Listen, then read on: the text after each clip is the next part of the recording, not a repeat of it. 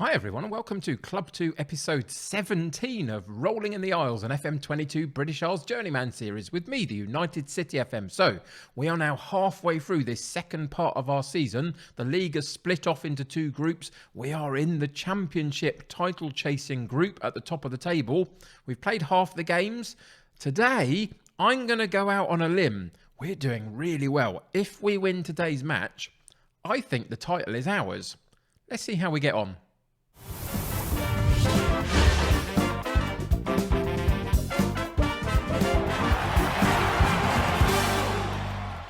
Welcome back to Ballad and Mallards, second tier of Northern Irish football. Halfway through our second part of this season now. So we've played all of the league matches originally, and then the league splits off into two groups, and we found ourselves in the championship chasing group at the top of the table for this last section of the league campaign. And we currently sit top of it by 9 points, which is why I say I think if we were to win today's match, with 5 matches remaining, including today's game, I think if we were to win it, that puts us in a really, really good position to win this title. Something I'm a little bit surprised by. I was hoping to get into these playoff spots. The actual pre-season prediction put us mid-table, nothing more than that really. So we've done magnificently well. And the current form is also that. It's really magnificent. It's been very good for the last couple of months of football. A few too many draws in there, maybe, here and there. But one of them was a friendly match, so we disregard that. So overall, that run of, what's that, about 8-10 fixtures, I think has been magnificent. And it's put us in a fantastic place. Now, the only caveat for that today is we do have to play second and third placed Armagh and Ards 3 times between them over these next 5 matches. And of course, if we were to lose all 3 of those matches, hopefully won't happen, but if we were, then it does really change the landscape quite considerably. So we're not going to count our chickens before they hatch totally, but I think today, if we beat Ards and we look at the championship table at the moment, if we were to beat them, that would put us, what would that be, about 15 points clear of Ards. So that would take them out of the title race, and then it just becomes a 2-horse race between us and Armagh, and I think that's manageable. So it's all in our hands, really, but we do have to play third place Ards today. It's going to be a tricky match. We are away from home as well, so that never helps. But form is good, morale is good, my confidence levels in this team is good. So let's see how we get on.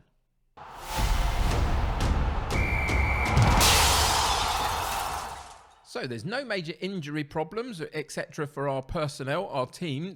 They're all fighting fit and ready and raring to go. But there has been a change in the squad. Anybody that's really eagle-eyed might find that we are lacking one of our loaned strikers. Patrick Shearer never really did it for me. Really struggled for goals. Went a number of games without getting one. And ultimately, his manager then contacted me complaining about it. And after a couple of times, I then basically said, well, you might as well take him back then. I didn't really know what I was going to do about that. It meant that we were going to be a little bit short in the striking department, but he was really struggling for game time anyway because he was just not performing. So I allowed him to go back to his parent club. And then 2 days later, in game, we had a youth intake. And the youth intake was a golden generation, potentially, for this club. Now, that doesn't mean anything in terms of they're not spectacular. Remember, that's just at the level that we're playing at. But for this club, there was some really excellent young players in there. And there was one that I felt was ready to come in as a rotating option in the striking positions. So, welcome to the club, Mark Rainey. 15, 16 years old. He's nothing to write home about just yet. There's a lot of gaps there, but first touch is good. Finishing is excellent. Pace and natural finish is all right. 14 acceleration, so it's going to get on the end of things. 10 composure at this point. At 15 years old, I think this guy has got a big future ahead of him at this level of football. So we're going to kickstart that in this latter part of our season and just give him a chance to play a couple of matches here and there. And it's helped by the fact that at the moment, both Kelly and Banda are looking pretty decent. They've got a few goals between them over the last couple of matches. So ultimately, they're leading the line pretty well. McGlynn drops out. Rainey goes on the bench just to see what he's capable of. Holder holds that midfield position, in that central midfield position. He won it a couple of weeks back from McKee and has played pretty well for us during our run of good form. And the other major bit of news is that our new guy Morrison drops out of the back line, not because he wasn't performing particularly well, because he was doing okay for us, but Armstrong was a little bit moany over the fact that he hadn't got any game time, and he'd done okay for us. So he's back in today and has been for the last game or so, just to keep the balance of the squad right the way through to the season and keep everybody as happy as we can make it, because we don't want anything to derail this title tilt. So let's see how we get on today. That's the team news. That's the new guy and the slight reshaping of a couple of our players. But for today's match against third-placed Ards, as we're going for this title, we go with Hogg in goal, Smith at right back, should I say. Sorry about that. Curry at left back, Black and Armstrong in central defence, Grace and Holder in central midfield, Crook on the right, Burns on the left, and Bander and Kelly up top, with a bench of Morrison, Willis, McKee, McLaughlin and Rainey. So let's get into today's game and see what happens.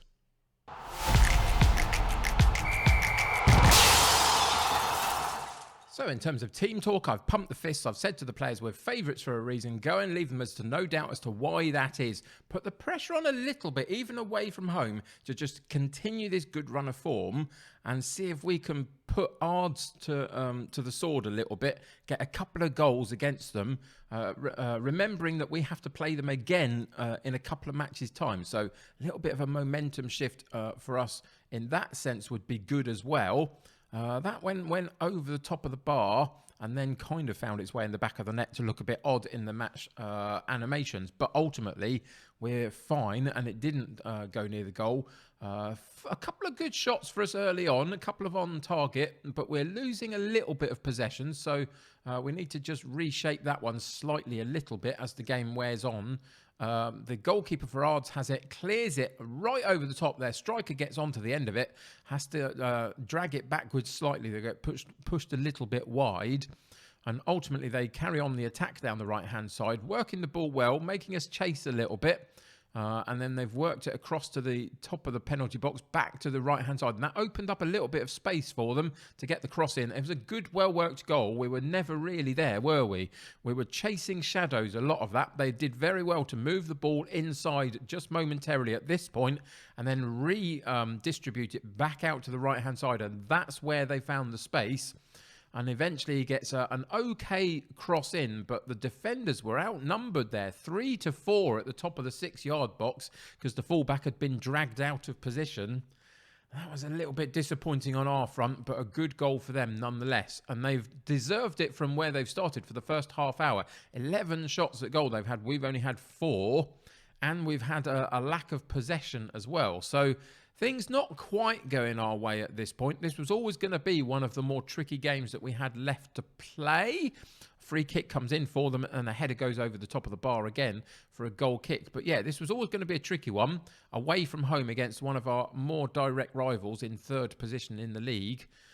And it's really showing, isn't it? But I am very disappointed with the performance so far. So we can dig them out a little bit at half-time. Point the finger. Come on, show a bit of desire. It doesn't look like we want to win this. That's the sort of team talk I want to give at this point. We're going to fire them up. We're going to go straight into the attacking mentality and see if we can properly get going in this this section of the game. It's just a little bit passive in that first half. So we've started well in the second half, though. A couple of shots at goal immediately. But then again, there's a highlight for Ards down the right-hand side. They're coming at us again. And they've worked a very nice opportunity into the box, but we've pushed them back slightly. Still got the ball in the box, though. And there's the long shot off the crossbar. It rebounds into the 6-yard box and falls very kindly to one of their strikers who just taps it into the back of the net because the goalkeeper had dived for the original shot and was still on the floor. I feel like after a really fantastic run of form, it's almost like, here's a conspiracy theory for you. It's almost like SI don't want you to go on too much of a good run. and it's come to a grinding halt, and there's going to be very little I can seemingly do about it. But we're going to try. It just feels like a very odd performance, having played so well for so long. This one is just going away from us a little bit. So what can we do about it? We've got 3 yellow cards that have been handed out. We've got a number of poor performances dotted through the team, especially in our wide areas, it looks like. Both Burns and Crooks not having their best game, and Burns on a yellow card as well. So we'll take him out, and McLaughlin goes in. Holder, do I want to take him out in midfield? He's doing all right compared to others, but he's got a yellow card. I feel like we need to make some more attacking moves, really. So what are we going to do here? What we're going to do is we're going to take Crook out. We're going to put Rainey in, the new young talent. And we're going to put Banda out on the right-hand side. You can see that Banda can play both right and left and central as well. So he should be okay with that one. We're going to change this guy up and make him an advanced forward, Rainey, the new youngster in the centre of the striking department. And we've got one more change, and I think we will take Holder out and put McKee in just to take that yellow card out of the mix, really.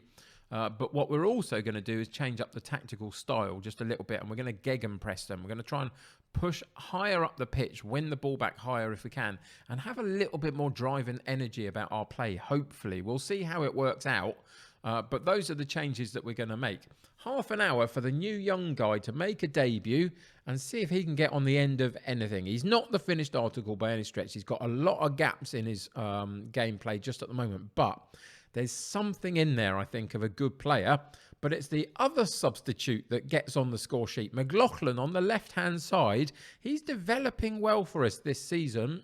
He's been a rotating option because Burns has played so well on the left-hand side most of the time. But McLaughlin is improving, excuse me, and probably will get more game time next season, I would imagine.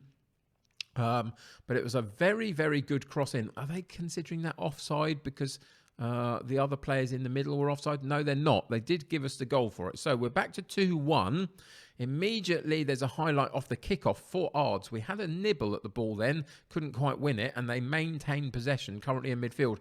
And they've dinked it over the top on their right-hand side very, very successfully. And we were very, very poor in the defensive fullback areas.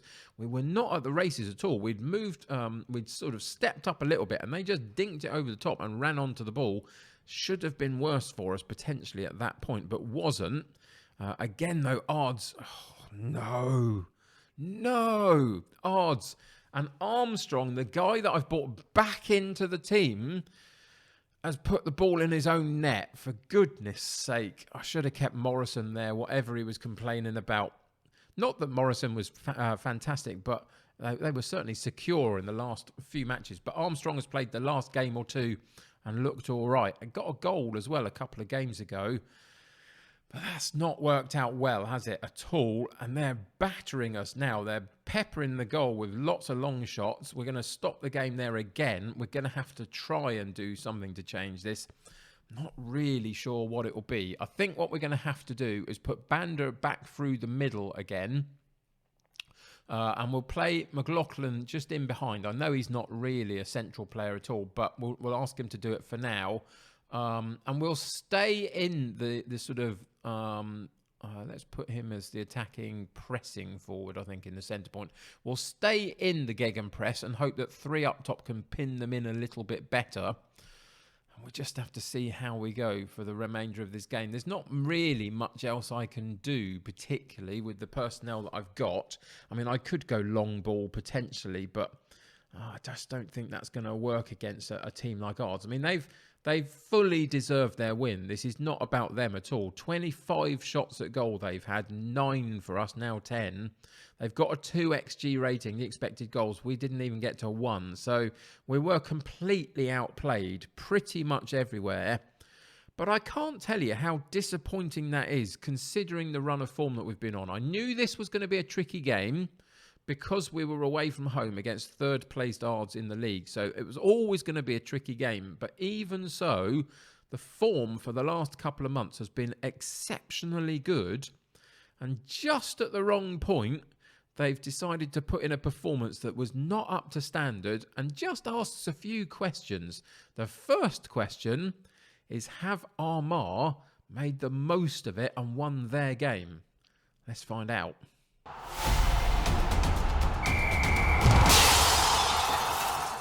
So the first thing that we need to do is offer a very, very big thank you to Carrick.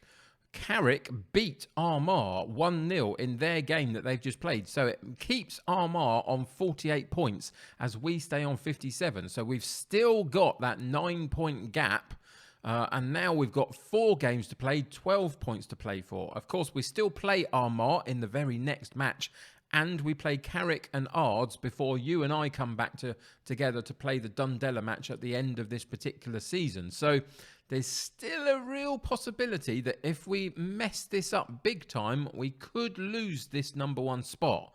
I don't think so, but you never quite know how this series is going to go. We've struggled at times already in this first few clubs of the Journeyman series. So I'm not gonna state anything on this one just at the moment. I'm just gonna say I think we'll be all right, but we've still got some tricky games to come. So if we just continue to analyse the schedule, we've got Armagh coming up next at home. They sit in second. If we beat them, then the title's pretty much done and dusted. Because we will then be, 12 points clear with 9 points left. So we only really need a decent performance against Armagh, and then the title is ours, pretty much, unless Ards have got something to say for it. But then we could play Carrick away from home, but 2 home fixtures, chance to get revenge on Ards straight away would be good, wouldn't it, in that home fixture. And then you and I will be back next episode for the game against Dundela at home to finish off this league campaign and hopefully celebrate automatic promotion from the Northern Irish Championship. So you're going to have to come back next episode to find that out. That will be tomorrow. After tomorrow, I'm going to be taking a Christmas and New Year break. So I will be back after tomorrow's episode. I'll be back on the first Tuesday of January. That's when there'll be the next episode for Rolling in the Isles. Just going to take a week or so off and enjoy some family time and other bits and pieces through the festive season. So hope that works out for you. But for now, thank you for joining me today. I really appreciate it. It's going to be an interesting last episode. Let's hope it's all done and dusted by then. Till then, thank you for joining me. Subscribe to the channel if you haven't already. Join my United City community. The more the merrier. Click that like button on this particular episode. That'll help me get seen by more people. Until next time, take care of yourselves. I'll see you very soon. Bye for now.